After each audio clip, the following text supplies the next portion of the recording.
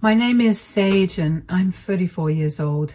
Today, I have a kind of silly story to tell you, but it's still something that bothered my family for years before my husband and I finally put our foot down. Let me start from the beginning. I met my husband Matt when we were in high school. We were good friends, but we never dated. After we graduated, we lost contact with each other because we traveled to different states for college. After graduating from college, Matt came back to our home city, and a year later I came back too. We happened to run into each other at a grocery store and went right back to hanging out like we did back in high school. We developed feelings for each other, and after dating for 3 years, we got married. Our relationship was perfect. Matt and I were always on the same wavelength, and there was almost nothing that we disagreed on. So when Matt asked me if I wanted to start a family only a few months after we got married, of course I agreed. We were both in stable jobs and were more than financially ready for a child. We began trying for a child, and after 6 months of trying, I became pregnant with my son, Corey. Corey has been the light of mine and Matt's life, and we've done everything we can to protect him and make sure that he's happy. You might be wondering what exactly we needed to protect him from. Well, allow me to answer that question. My mother-in-law, Wendy, is a bit of a nightmare. Back when we were in high school, I remember she would do anything she could to embarrass Matt. She would show up to pick him up in the most bizarre outfits, or she would blast the most embarrassing songs. She would send Matt the most inappropriate school lunches that initially had all of us in stitches, but as they got more frequent, they began to get horrifying. Anyway, I'd assumed that she left that back in the day, but apparently she loved to terrorize kids. Wendy and I had a cordial relationship. We didn't hate each other, but we also weren't each other's biggest fans. When I found out how much Matt was scared of her, constantly trying to joke around at his expense, my impression of her only went further down. I only kept the relationship cordial because she was still Matt's mother at the end of the day, and I did not want to disrespect her. Matt and I decided before Corey was even born that if Wendy did any of the things that she did to Matt, we'd cut contact with her. Well, Wendy began terrorizing Corey almost as soon as he could talk. She kept pushing him around, taunting him, and basically doing anything she could to get a rise out of him. Every time Matt and I tried to put our foot down with her, she'd burst into tears and tell us that she was sorry and that she would never do it again. She would beg us to not let her be apart from her only grandson, and she would tell Matt that he was the only family that she had left, essentially manipulating him into feeling sorry for her. Matt and I would cave in and forgive her for a few weeks, and she'd behave well, and then she'd start again. This went on for 3 years, which is something I deeply regret. And then one day, Wendy came over to spend time with us when she suggested that she'd take Corey to the park for a walk. I was hesitant about sending him with her because I made it a point to only let Corey be around her when Matt and I were present. She usually never made any of her jokes when we were around, but Wendy was very insistent about taking Corey to the park. And when Corey heard that he could go to the park, he also started begging me. So I told them that they could go, but they had to be back in half an hour. I gave Corey some cookies to snack on and sent him on his way with Wendy. Half an hour later, Corey comes into the home and is bawling. I didn't even ask Wendy what happened.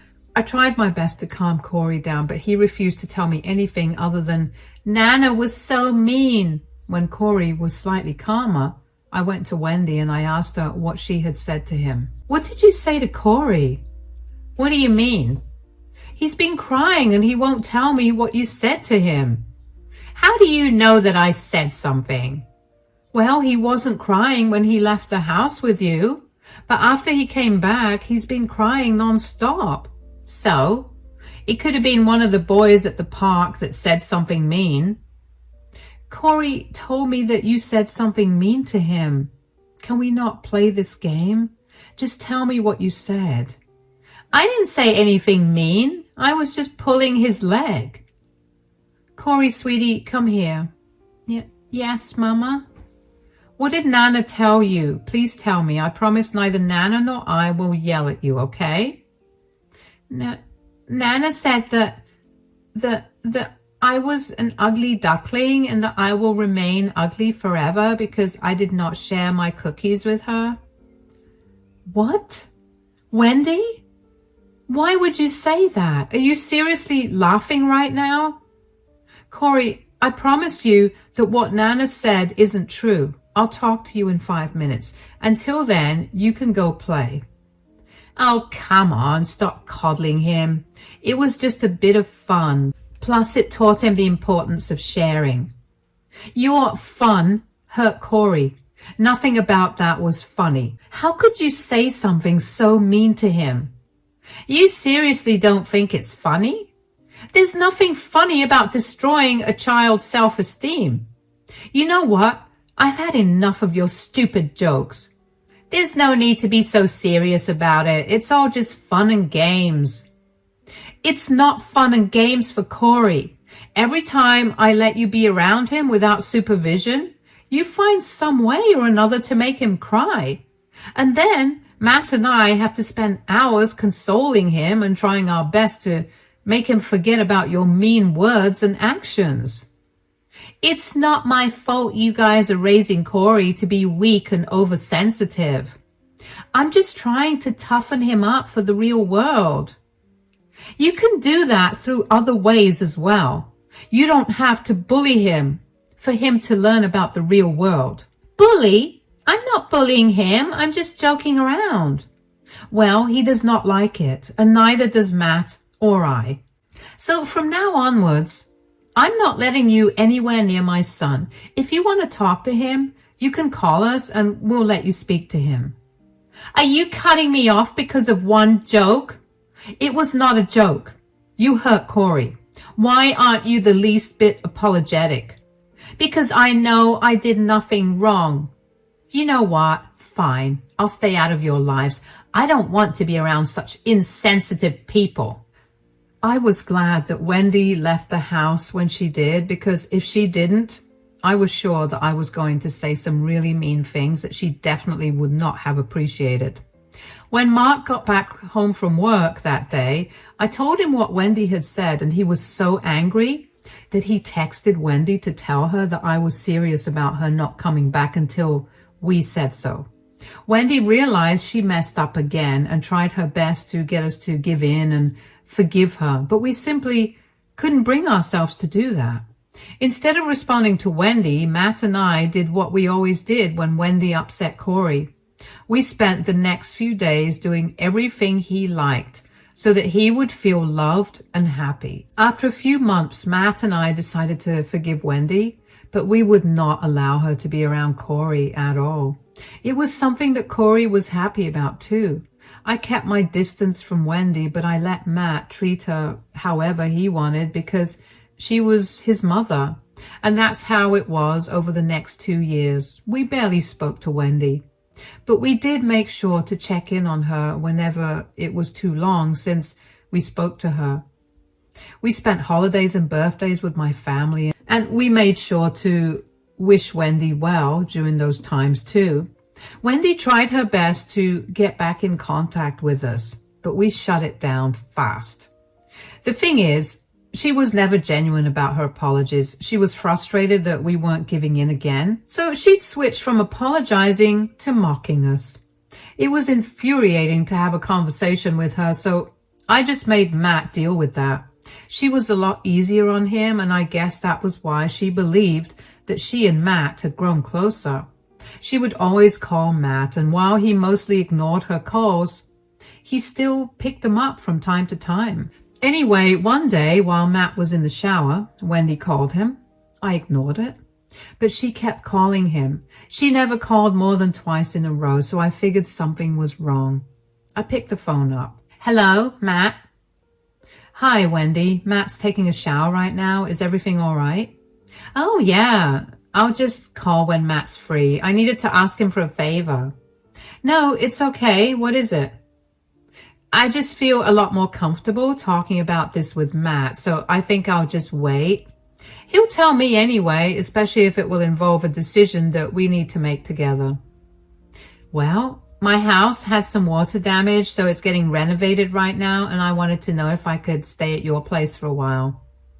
Oh, how long do you need to be out of your house? About a month, but it could be longer depending on how fast the work gets done. They're still discovering places around the house that have water damage. Ah, I know that we don't exactly have the best history, but I would really appreciate it if you help me out.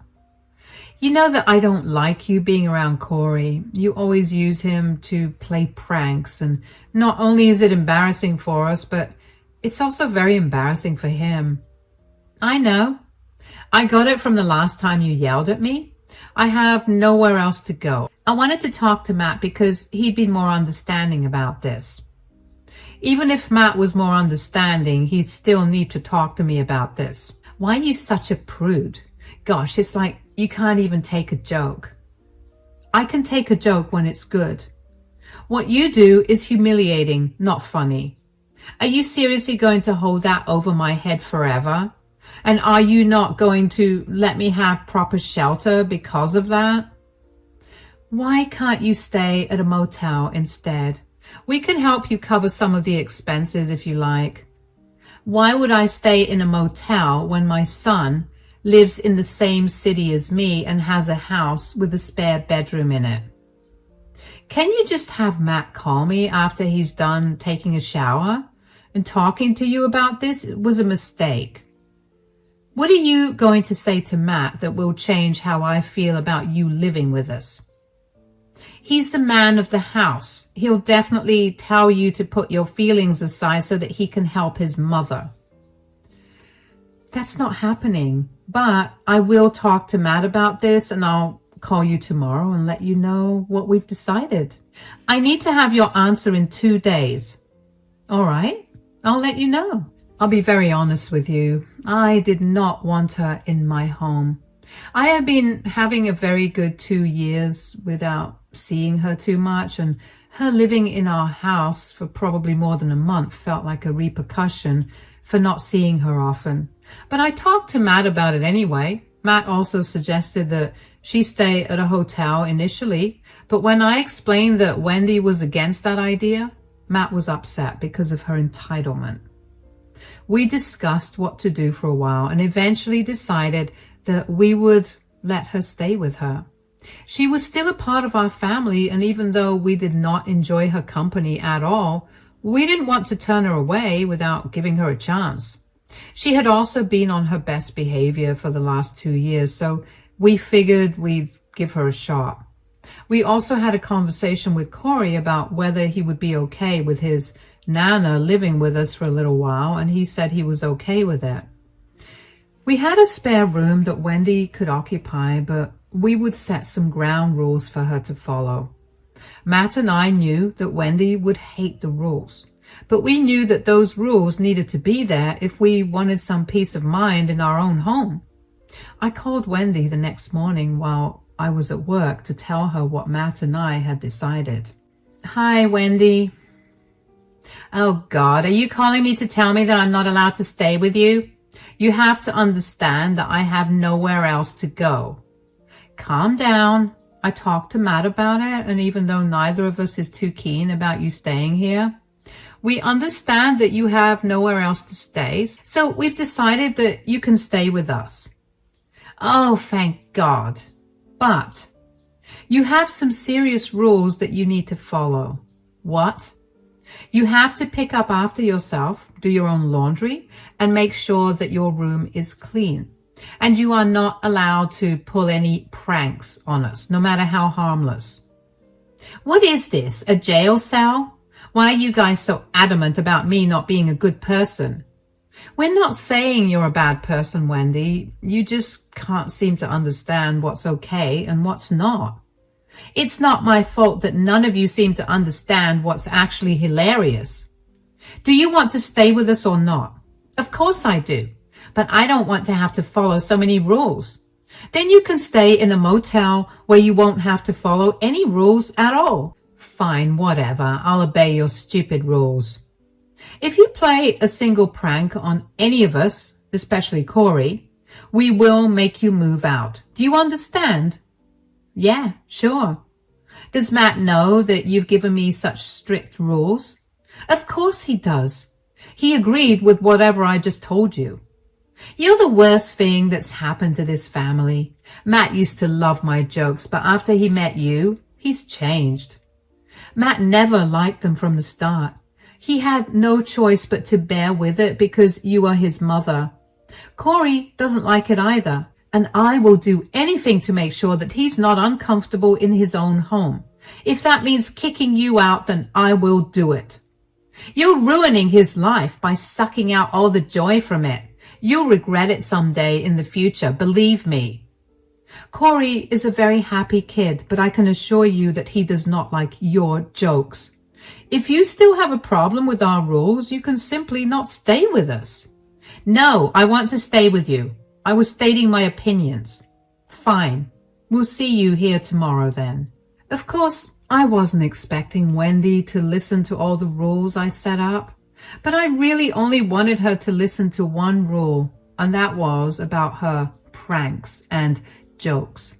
Wendy came over the next day and was cold towards me, but I didn't care. I kept Corey away from her as much as I could, and whenever Corey had to be around Wendy, like during dinner or TV time, either Matt or I would be present. Wendy's stay at our place ended up extending past a month, and even though I wasn't happy about it, I didn't mind too much. Wendy wasn't a very bad guest. I mean, she wasn't very clean, and she definitely waited until the last minute to do a huge pile of laundry, but she also offered to cook meals for all of us, and she helped me do other chores around the house. So when she offered to start making Corey's lunches for school, I agreed. Of course, I made sure to stand and watch as she made Corey his lunches initially, but over almost 3 weeks with absolutely no incidents from her, I decided to just let her make Corey's lunches in peace. Everything was fine for a few days until one day while at work, I got a call from Corey's teacher, Miss Leslie. My heart dropped and my gut told me that Wendy definitely did something. Hello, Miss Leslie, is everything all right? Yes, I just wanted to ask you if everything is all right at home. Yes, it is. Why? Is something the matter with Corey? Well, since you say that everything's okay at home, I just wanted to ask you how you could send something so inappropriate in your son's lunchbox. What? What do you mean? During the break today, Corey approached me with a note that was in his lunchbox and asked me to read it out to him because he didn't know what it said. I was shocked when I read what the note said. It was full of explicit words that basically made fun of me. I did not appreciate that. I will have to take this matter up with the principal and probably the school board. Oh my God, I'm so sorry that happened. I can assure you that neither I nor my husband did that. My mother-in-law is staying with us at the moment, and she's the one who packed Corey's lunch today. She loves to play pranks, and this was her doing. I'm so sorry that you had to read that note, and even more sorry for what my mother-in-law did. I see. It's okay, but you have to make sure that Corey doesn't come to school with these letters again. If Corey and his classmates could read, this would have been an even bigger issue. Yes, I understand that. I'll make sure it doesn't happen again. Is there any way for you to not report this incident? I had explicitly told my mother-in-law that she wasn't allowed to play her pranks on Corey, and she told me that she wouldn't. But she did it anyway. If I had known that she would do it, I wouldn't have let her pack Corey's lunch or let him take what he took today. I understand that family dynamics can be very difficult. And while I understand that this was not something that you or your husband did, I will still have to report you for it. You will need to come to the school today and talk to the principal about this too. All right. Will this affect Corey's admission in any way? Since you've said that neither you nor your husband did this, I highly doubt that it will affect Corey's admission, but there will be a little more attention given to him because we cannot have this happening again. Okay, that's no problem then. I'll make sure to take better care of Corey, and I'll talk to my mother-in-law about her actions as well. Also, as Corey's teacher, I feel like it's my place to tell you that someone like your mother-in-law is not exactly the best influence on Corey. He could pick up a lot of bad behaviors from her, which would only affect him in the long run. Yes, I know. My mother-in-law is only staying with us because her house is being renovated.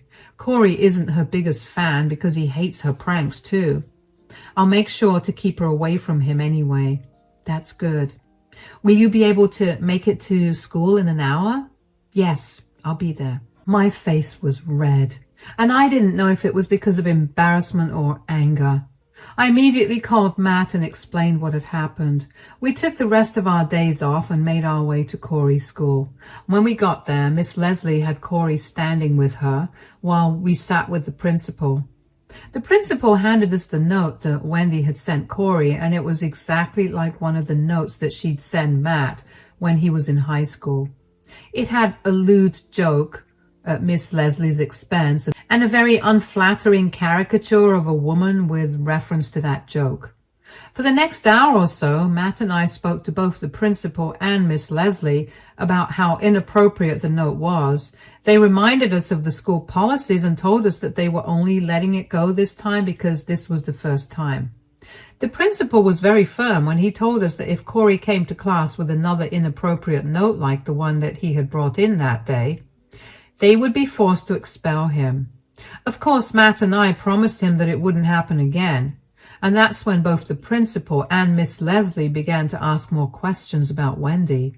They asked Matt and me first and then Corey, and it became pretty clear to them that none of us liked Wendy or her antics. The principal then went on to berate us for tolerating Wendy in our lives for so long when she'd been so horrible to Corey almost all his life. Matt and I were ashamed, but we also recognized how right he was. We had let Wendy manipulate us for too long, and our son suffered at her hands. We left the office with Corey in our arms, and we took him out for ice cream and made sure he was doing okay before we went back home. When we got home, Wendy was standing at the door waiting. How was school, Corey? Corey, sweetie, go to your room. Mommy has to speak to Nana. What's wrong? What's wrong? What's wrong? Do you know how much trouble you almost got Corey in today? What do you mean? Do not play dumb, Wendy. We were called into Corey's school because of the note that you put in his lunchbox. Why did you do that? Do you know how embarrassing that was for us? Oh, come on. That was just a joke. Why is everyone so uptight? I'm sure his teacher got a good laugh out of it. You think his teacher got a good laugh out of you calling her fat and ugly, among many other explicit words? I would have laughed. Nobody cares about that. Nobody cares about what you find funny or not, Mom. You almost got my child thrown out of school because you thought something was funny. Geez, when did you get so uptight? You used to love all my jokes. I liked them when they weren't embarrassing or hurtful, but this is crossing way too many lines.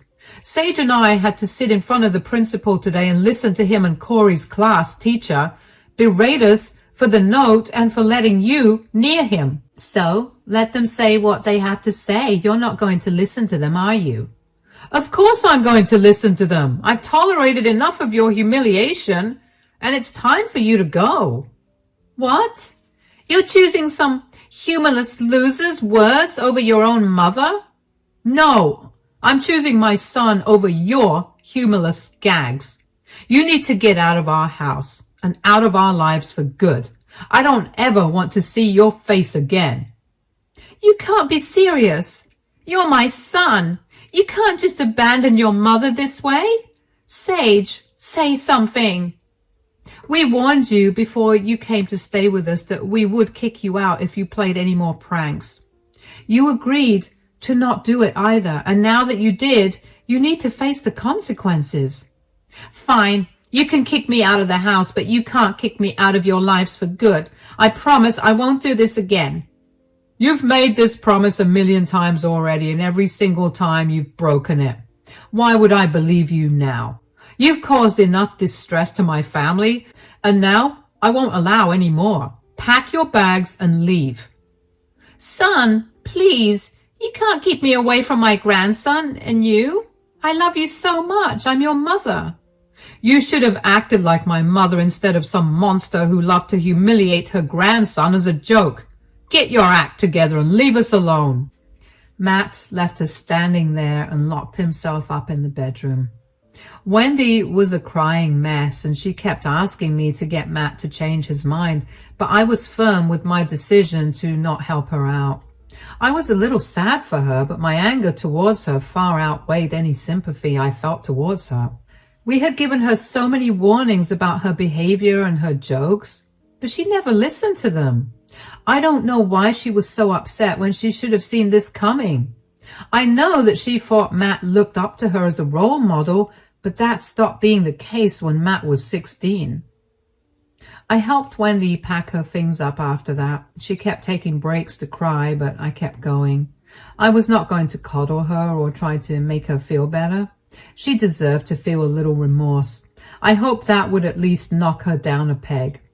I hoped she used this as a lesson to be more considerate of other people's feelings. I thought about this while I was packing Wendy's things up, but those thoughts were swiftly gone when, right before she left, Wendy looked at me with spite and told me that she was going to fight to get her grandparents' rights over Corey because she was going to be in our lives whether we liked it or not. She was never going to change. The next few weeks was spent hiring a lawyer to fight against Wendy because she really did try to fight for her right to visit Corey. However, Corey explicitly stated that he did not like Nana and did not want to be around her. Along with that, I got reports from Corey's school about Wendy's inappropriate gag. That was enough for Wendy's request for visitation to get denied. Wendy was fuming at that. She kept trying to contact us to tell us that she was never leaving our lives. She even went as far as to show up at our house at random times just to knock at our door and scream like a banshee. Initially, Matt and I ignored her, but when we noticed how terrified Corey was getting, we decided to file for a restraining order against Wendy. Once we were granted that, Wendy stopped coming around. That did not stop her from blasting us on social media for being horrible people with no sense of humor or care for their family. Matt and I decided to block her and move on with our lives. Knowing that Wendy isn't going to be a part of our lives for a very long time is a very comforting thought. I feel a lot more at peace, and Corey is even happier. He no longer has nightmares or worries about every little thing. I don't know what's been happening with Wendy, and I don't care to know either. We're back to being the perfect, happy family, and there's nothing better than that.